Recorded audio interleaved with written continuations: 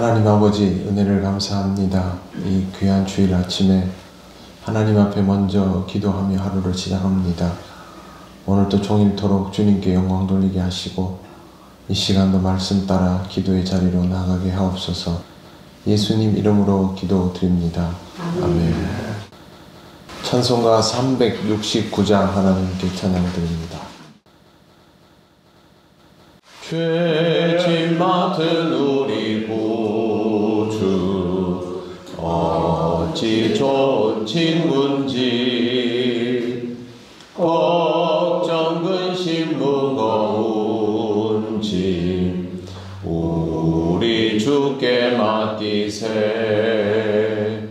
주께 보암 없는 고로 복을 받지 못하네.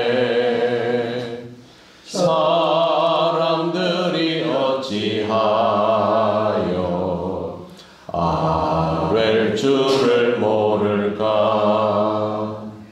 시험 걱정 모든 괴로 없는 사람 누군가.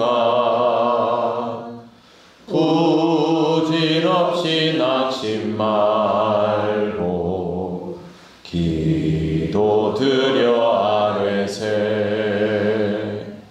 이런 진실하신 친구 찾아볼 수 있을까. 우리 약함 아시오니 어찌 아니하릴까. 근심 걱정 무거운 짐 아니 진자 누군가.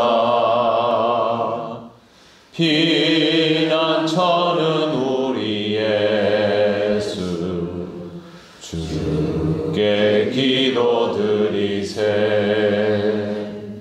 세상 친구 멸시하고 너를 조롱하여도 예수 품에 안기어서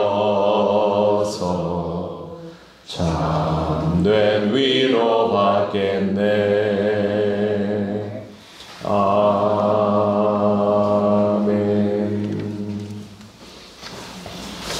하나님 말씀 누가복음 22장 47절부터 53절까지입니다.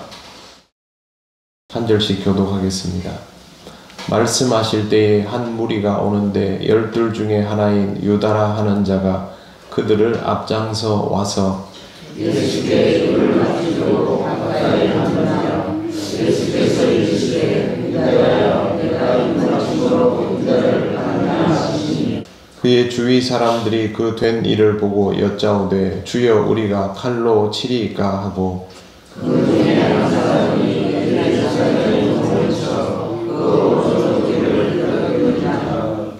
예수께서 일러 이르시되 이것까지 참으라 하시고 그 귀를 만져 낫게 하시더라. 예수께서 그 잡으러 무대에 서서들과 성전의 미리들과 장로들에게 이르시되 너희가 담을 무대에 쌓지 누가 무엇을 가지고 하느냐. 같이 읽겠습니다. 내가 날마다 너희와 함께 성전에 있을 때에 내게 손을 대지도 아니하였어도 그러나 이제는 너희 때요 어둠의 권세로다 하시더라. 아멘. 예수님께서 시험에 들지 않게 일어나 기도하라고 말씀하시는 그때에 한 무리가 다가왔습니다. 그리고 12 중 하나인 유다가 앞장서고 있었습니다. 12 중에 하나인 그가 12 가운데 있지 않고 예수님을 잡으려는 무리 앞에 서 있는 것입니다. 사람이 죄를 짓기 시작하면 자신이 서 있어야 할 곳에 서 있지 않고 전혀 엉뚱한 곳에 서 있게 됩니다. 주님을 따라야 하는 자가 주님을 막아서는 형국이 되는 것입니다. 언제든지 잘못되었다고 생각하면 그 깨달은 것으로 인하여 잘못한 것을 멈출 수 있습니다. 그러므로 우리는 자신이 지금 서 있는 자리를 늘 돌아볼 수 있어야 합니다. 제자라고 스스로 말하는 자의 자리는 주님과 함께여야 하고 주님의 뒤를 따르는 상태여야 합니다. 이것만 기억한다면 우리는 주님과 맞서는 일을 하지 않을 수 있습니다. 가증스러운 가룟 유다의 행동을 보십시오. 48절 예수께 입을 맞추려고 가까이 하는지라. 이런 유다를 향하여 예수님은 말씀하십니다. 유다야 내가 입맞춤으로 인자를 파느냐 하시니. 주님은 왜 이렇게 다가오는지를 이미 아셨던 것입니다. 그리고 주님의 말씀으로 인하여 제자들도 이 상황을 알았습니다. 49절과 50절을 보시면 그의 주위 사람들이 그 된 일을 보고 여짜오되 주여 우리가 칼로 치리이까 하고 그 중에 한 사람이 대제사장의 종을 쳐 그 오른쪽 귀를 떨어뜨린지라. 제자들은 이미 유다의 행동에 격분한 상태입니다. 그리고 그 중 한 사람은 주님께 허락을 구하는 질문을 하기도 무섭게 바로 칼로 행동을 하고 있습니다.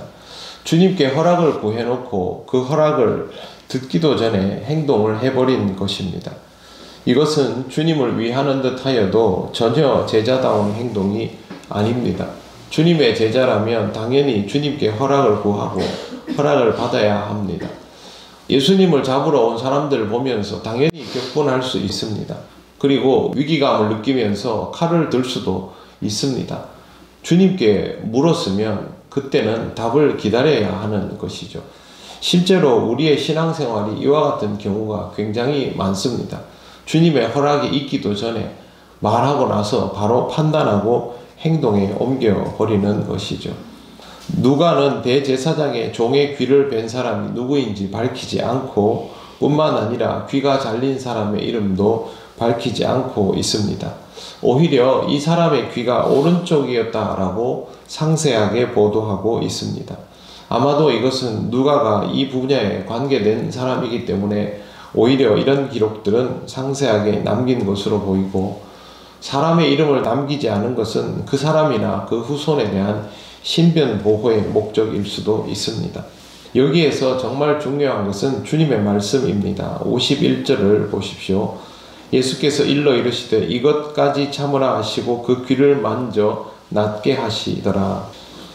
종의 귀를 만져서 낫게 해주시는 이 치유의 이적은 예수님께서 평소에 늘 행하시던 그대로였습니다. 그리고 말씀도 예수님의 모습 그대로입니다. 이것까지 참으라.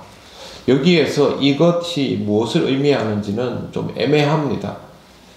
잡으러 오는 것을 참으라는 것인지 유다의 배신을 참으라는 것인지 명확히 말하기 어렵습니다. 그런데 별로 중요하지는 않습니다.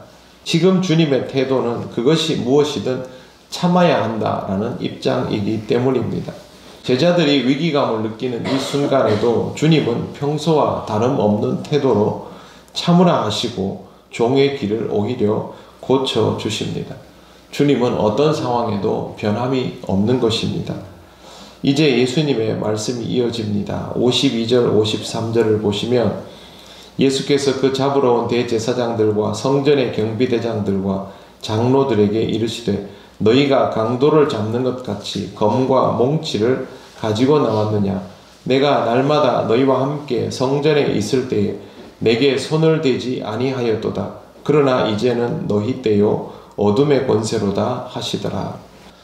그들은 지금 강도 같은 위험한 범죄자를 잡는 것처럼 무장한 채로 주님을 잡으러 왔습니다. 하지만 사실 얼마 전까지만 해도 성전에서 주님께 손도 대지 않던 사람들이었습니다.